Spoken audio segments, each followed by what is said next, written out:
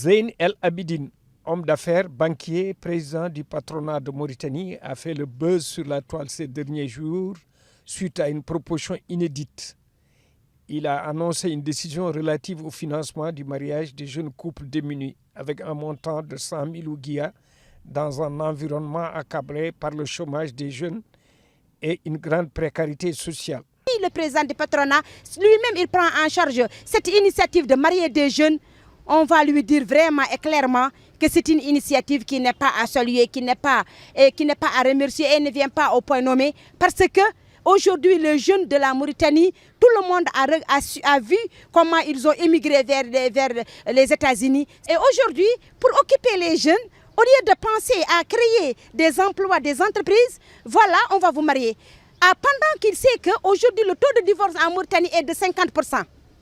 En plus, le taux les litiges familiaux, nous qui sommes ici dans les litiges familiaux, il y a chaque jour des litiges familiaux qui grimpent.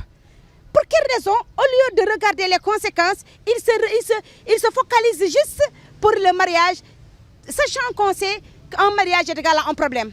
Où est l'éducation des enfants qui naîtront dans ce mariage? Où est même l'atmosphère reste confortable dont la famille va vivre après le mariage?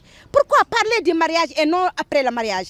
Il n'y a pas un jeune qui, s'il travaille, s'il a des bonnes conditions, qui ne va pas avoir l'idée de se marier. Mais ce n'est pas qu'on t'oblige à te marier en contrepartie une somme qui t'oblige à te marier et de l'autre côté, on te donne le bâton et la carotte. C'est ça l'initiative de Zeyn Abidine, le bâton et la carotte. À propos justement de cette question de l'heure, à mon humble avis, elle est inopportune dans la mesure où il vaut mieux créer de l'emploi que de donner à mariage des personnes dont on ne sait pas quelle sera la fin. Ça c'est d'une part. D'autre part, à l'instar des pouvoirs passés, je me rappelle très bien, notamment le temps de Taya,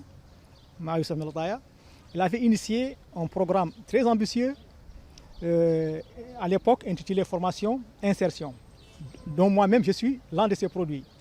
Tout simplement, il a demandé à l'époque au patronat mauritanien qu'il procède à un recrutement de certains cadres chômeurs.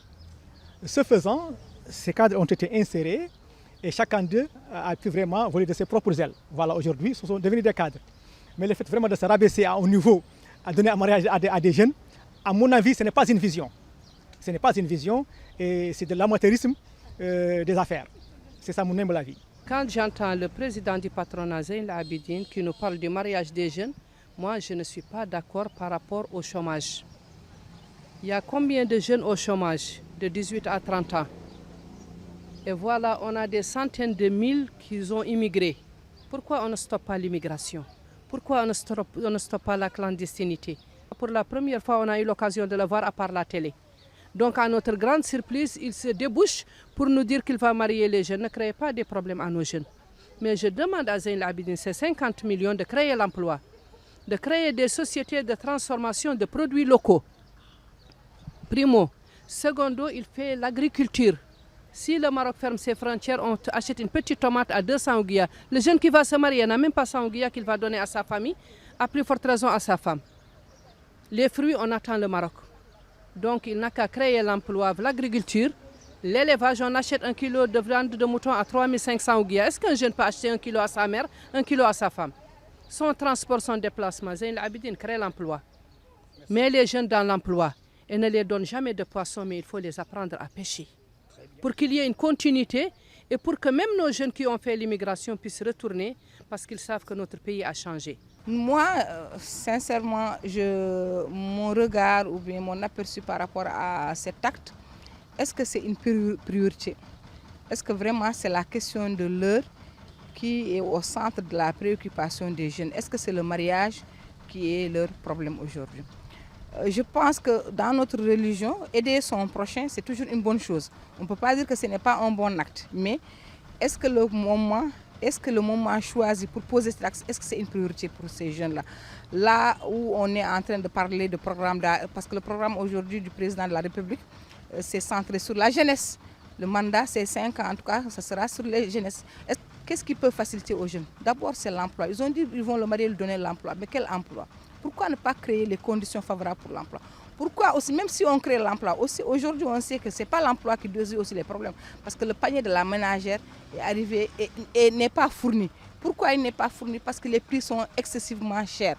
Est-ce que le jeune qui va contracter un mariage, il peut demeurer, faire face à ses dépenses, à ses obligations matrimoniales quand il va aller au marché? Donc pourquoi ne pas d'abord s'atteler à ce qui peut permettre à l'individu de vivre dignement? Et en ce moment-là, lui-même, il va aller contracter un mariage. Parce que s'il sait que le mariage aujourd'hui, que ce n'est pas la croix et la bannière, pourquoi pas ne pas se marier? Parce que c'est ce que Dieu lui a inculqué.